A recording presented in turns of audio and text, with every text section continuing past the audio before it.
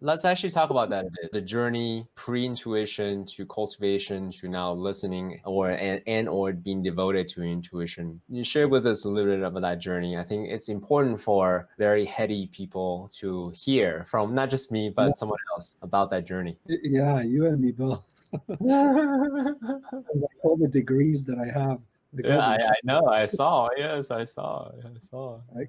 Because truly, right, school doesn't teach you any of this stuff. Mm. I'm privileged enough to have graduated from two of the best schools, right? Wharton MBA and Harvard Masters in Public Administration. And as much as I respect both of them, I tell the career management teams at both schools that we suck at teaching life. And part of that is the conversation that we're having together today. So intuition, how do you listen to your intuition? Me? Yeah.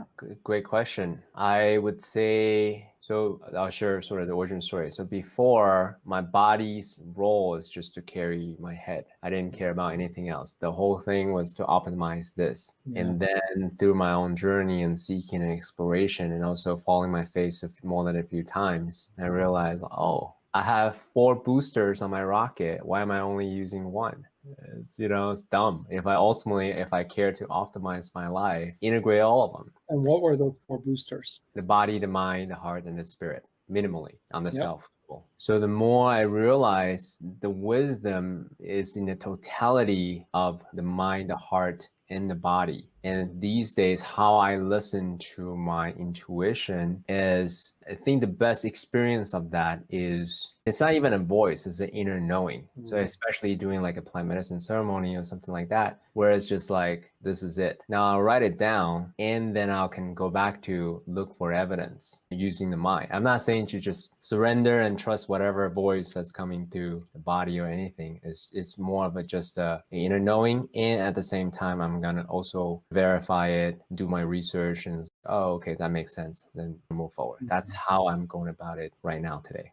Yeah, mine is in some respects very similar and in some different. And I'll share with you the process that for me has unlocked my intuition a lot more. And share with you how it happens on a day-to-day basis these days. It all started with meditating more. And it wasn't that all of a sudden ideas started coming to me in the middle of meditations. Sometimes that was the case, sometimes not. But most of the time, no. But the process of meditating put me on a vibration that throughout the day allowed micro messages to come. I still didn't listen to them. I get a hunch about something and my mind immediately overrode it with rationale for whatever direction I was going in at that point. And then obviously life beats you around enough and you start saying to yourself, okay, this route isn't particularly working, so what else? And so I realized I'm not really listening to my intuition very much. So how do I become better at it? And I think it was Abraham Hicks that turned me onto this idea of just follow a hunch, even if you have absolutely zero rational reason for needing to follow that hunch, or quite the opposite, your rationale leads you in the exact opposite direction. And so even if it was something as simple as I'm walking down the street and I usually take this path, all of a sudden I have this slight inkling to take this path today. And I would, right? Listening to those small hunches. And in and of themselves, a tiny little hunch like that might not mean anything. But in totality, what listening to those more and more has allowed me to do is to become more prolific at listening to my body and what my spirit is telling me without allowing this to drown it out.